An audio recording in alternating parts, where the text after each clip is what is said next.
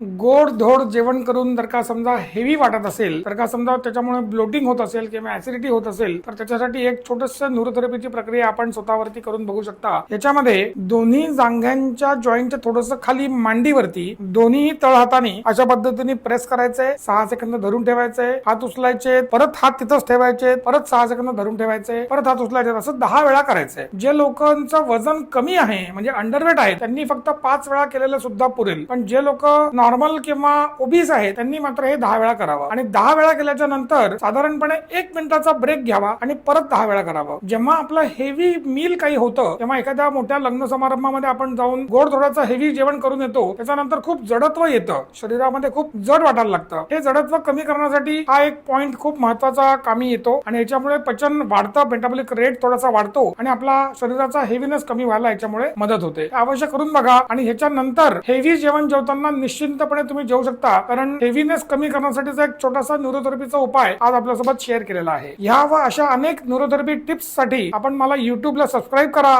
आणि इंस्टाग्रामला फॉलो करा.